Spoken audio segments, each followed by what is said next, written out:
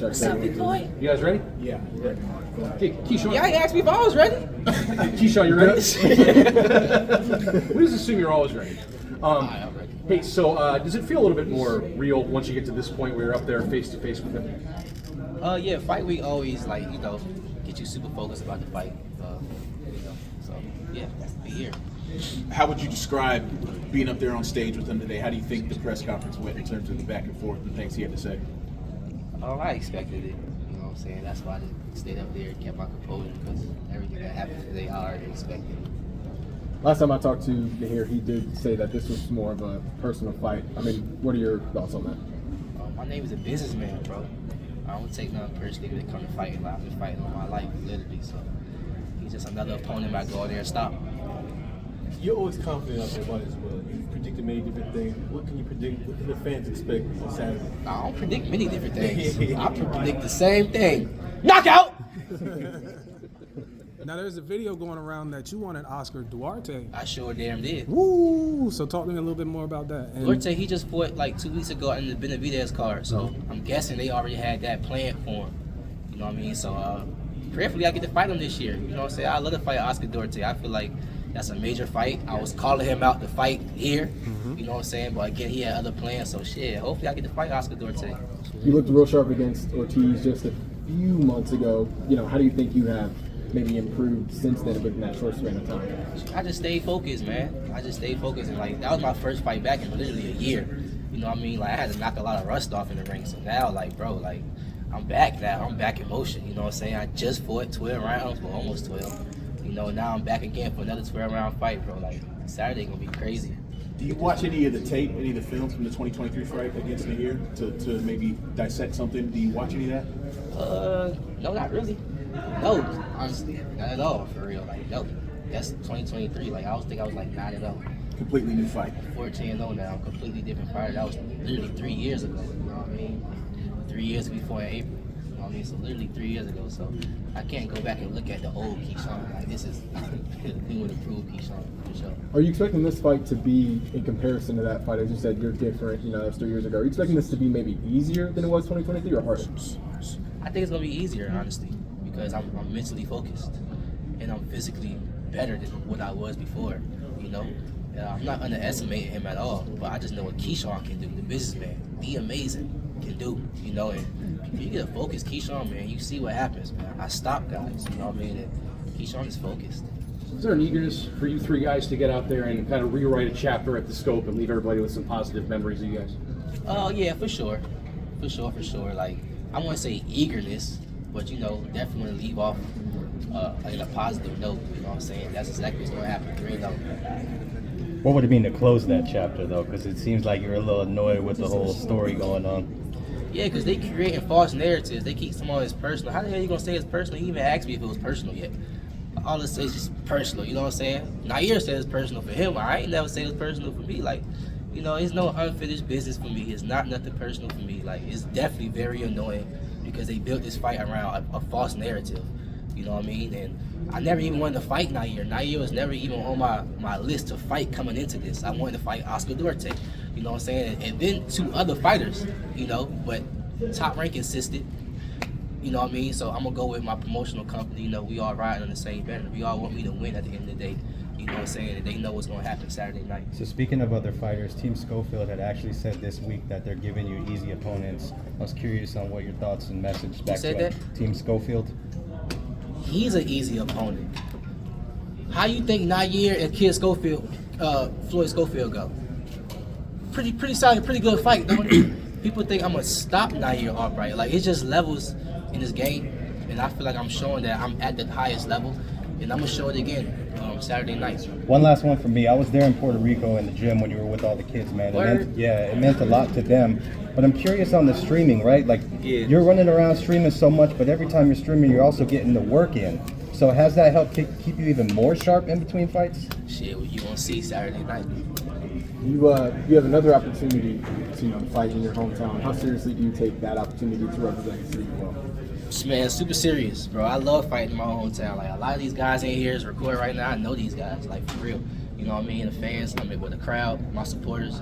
You know, I really know these people. You know what I'm saying? So it just bring like extra motivation. Like y'all ever been to like an event and y'all seen somebody y'all know, y'all family y'all know, y'all get even more pumped up? You know what I mean? That's me when I come home. You know what I'm saying? So definitely super motivated fighting at the crib, and I'm definitely gonna get the knockout. For sure. Do you feel like this is, I guess back then there was Roy Jones who fought Montel Griffin. Allegedly it was a disqualification. They ran it back, and that's when Roy kind of beat the shit out of him. Like is this your Roy Jones, Montel Griffin? Like, you know, where you keep saying knockout, but this is the one that everyone, I think you know what fight I'm talking about. Where actually I don't. You just taught me something. You should look it up. Lesson. But hell yeah, it's that fight. I'm gonna go back and watch that motherfucker. Like a first or second round knockout. Yeah, first and second round knockout. Like first second round knockout. Yeah. Well, it won't that John. What was it? The No, He just got him up out of there quick. So the first fight, allegedly it was a DQ, right? It hit him down, but the second fight, it pissed Roy off, so he just ran through him. So yeah, exactly. Expect that. Expect a Roy Jones performance out of the businessman. God damn it. You said it's not personal. Yeah. After the fight, regardless of the outcome, are you willing to shake Nahir Albright's hand? Hell yeah. I don't got no problem with him, bro. Like, I don't have no problem with him, bro. Like, shit. You know what I mean? I shake his hand, you know, wish him luck. You got a daughter at the crib, get back home to your say to your daughter, all that type shit. You know what I mean? Like, this boxing stuff is, life is bigger than boxing, bro. You know what I mean? Life is bigger than me just knocking people out. Like, we really go back home to our families at the end of the day. You know what I mean? Like, I don't want nothing that bad to happen to bro at the end of the day. You know what I mean? So when I knock him out, I can help him back up. And I would be like, yo, wish you luck on your career. To break away from the personal narrative, is there anything about Nahir's style that you respect? His style. His style that I actually respect.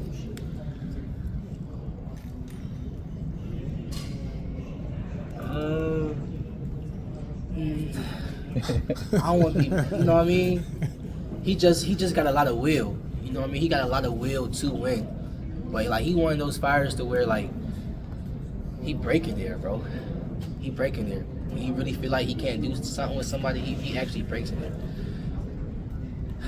His coach and the ones on the outside, his family be the one to hype him up, to keep him locked in the fight. You know what I mean? This is his first main event fight right here. You know what I'm saying? And he wants to get seen again. So he's gonna have a lot of will again. But once his will get broken, he just becomes just somebody in the ring with me. You know what I'm saying? And that's what I'm gonna do. I'm gonna break his will. Whatever he come in there and try to do, whether he's fighting me, whether he's trying to box me, whether he's trying to sit in the middle of the ring, whatever it is he's trying to do, I'm gonna break his will. And I'm gonna get him up out of there. You know, do people call it the 757 or do people call it Hampton Road? 757. Keyshawn, last time I saw you, Real man, and you asked them who should fight next. They all said Devin Haney. Bill Haney recently said that you're pretty much easy work, man. What you gotta say to that? I mean, shit, that's what he's supposed to say. You know what I'm saying? What I gotta say is, why the hell he ain't stand on his word? You know, last fight we was all there. We all seen the video when I walked up to Devin Haney. Since they want to keep someone bullying people, I walked up to Bill Haney. And I said, let's make the fight happen. He said, stand on your word after I beat Jermaine. I knocked Jermaine out, and now I don't hear nothing from Bill for real. You know what I mean? Like, we also had like closed door conversations. You know, I got a manager now. They scared of me, bro. Be real with you, they scared of me, bro. So he gonna make it sound great, but I'm gonna tell you the truth. Are you in that same position where Floyd and Terrence, not saying that you're chasing anybody, but someone's gonna have to give you, I guess, it's kind of the same thing like Spence said, I'll fight you, bud. And do you feel like someone around your class is going to actually say yes? Yeah, it might be Oscar Duarte. No cap, it might be Oscar Duarte. And when I stop Oscar, when I knock him out, they can be like, oh, nah, this nigga is crazy. You know what I'm saying? Like, now that might make them even more scared of me. So that's, I guess, how do you, I guess, if you keep fighting these guys, wouldn't that, I guess, be counterproductive to, I guess, the goal of being able to fight someone? Like, I mean, bro, I'm gonna be real with you, bro. Like, Shakur had a crazy narrative a year ago. He the most boring fighter in boxing. He can't sell, all that type of stuff. Now everybody knows Shakur. He had one fight, and now he done flipped the script. You know what I mean? I was there with him. I was on the phone calls with him during those times. I knew what he was going through. You know what I mean? So I just put myself in the same box. Ain't nobody really trying to fight me right now for obvious reasons. You know what I'm saying? But as long as I keep performing and putting on great fights, if it make money, it's gonna make a lot of sense. Yeah. Do you think it'll have to be like you go into 147, 154, like kind of a point where Floyd and Bud had to jump up so much to the point they kind of was like, maybe this little guy is not, and then they find out the other way. Like, is that something you have to put yourself in? Like, possibly, bro. I might do gotta go to 147 to actually get that mega fight, because that's what all the fighters is running to now. Now online we seeing you work. Y'all cut that. Y'all I talk a lot of shit. That's why they don't like me. But go ahead. Come on. Now online we see you work a lot with the youth, the young boxers. Yes, I do. Now let me know. Talk a little bit more about that. Like, how important is that for you to work with the youth? Bro, when I was their age, bro, and they used to have, well, my coach, or even in school, they had guest speakers. Because I always felt like I was going to be in this position, even as a little kid, honestly, like in elementary school. So I always was like, man, when I come back, I'm going to make sure I come back, and I'm going to make sure I'm going to be that inspiration for the kids. I was thinking like that as a kid, elementary school. So really, bro, I'm just living out my dream, like, honestly, like, and I made a promise to myself that I got to keep up with, you know what I'm saying? And I honestly love the kids, bro. I really love the kids. I love working with kids. You know what I mean? They don't got to do nothing with money. I just like being an inspiration. You know what I mean? So that's all it's about. That's what's up. going back to, I guess, trying to make fights, right? I know there's this narrative that people paint on you where because you spoke on how belts take sanctioning fees doesn't mean you won't fight for a belt. So would that be something where you'd be interested in maybe going up a rankings and becoming someone's mandatory and I guess play it out that way? Is that a possibility? I mean, I'm a mandatory right now at 140. But I guess people say that, you know, I don't want to, you know what I mean? Because you're the mandatory for Shakur, right? You know who else I'd be willing to fight? Who? Lamont Roach. Yeah? And I think he would be willing to fight you. I think it's the You know what mutual I think? respect. I think I'll stop Lamont. I think I'll stop Lamont Roach. Nah, for real. Like, I think I really will stop Lamont. He's a good fighter, though. And I feel like that's a fight that's going to got there. Oh, yeah.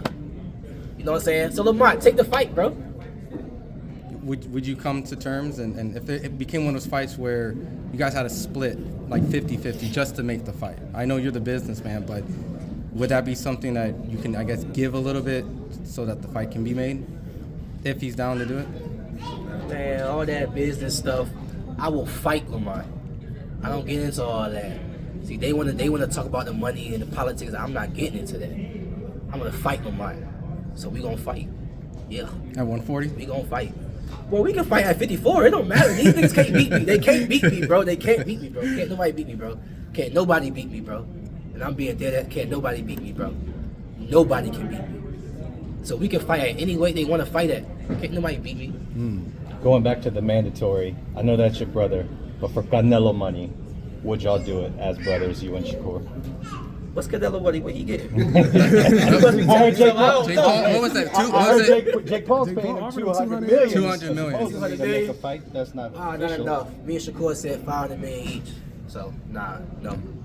Not for Canelo money. Do it frustrate you a lot when people always bringing up Shakur when there's like more fights to be made for you both? I mean, Yes. Yes. it's Bro, like very they want you to skip everybody else just to fight the person that I genuinely love. just because you said you don't want to fight him. Now it's like skip him, just to go to Shakur. How that be making you feel? Bro, at this point, bro, I guess I'm numb to it, bro. So it don't really make me feel nothing anymore. You know, I just called out Oscar Duarte and Lamont Roach, and somehow Shakur still came up with a picture. You know what I mean? So, hey, for 500 million, though, I mean, shit, that's $1 billion fight. Never been done before, so we can break records with that. You know what I mean? He said it, I said it, so let's do it for 500 million. Whoever got it, show for it. God damn it. Do you feel like it's not one of those things where we're broke, but it's a concept where because you guys make great money, you would have to make greater money to be able to do something like that? Because I think I was talking to someone. It was like, would I fight barbecue boxing? Would we fight each other for like $2,000? I'll fight you for $2. I'm just kidding. Jay Watts, would we fight each other for $2,000? Because that's not worth it, right? But with someone like you makes a lot more money in support, is that the same philosophy? Like, because I'll fight you for like $3 million. See, okay, you see how this works, right? So I guess is that the same philosophy, right? Like, because we're not making that type of tax bracket money, so it would have to equate to that for people who don't really understand that. 500 million. We will fight. Guaranteed. Signed contract. Hey, nothing much. Hey, appreciate it.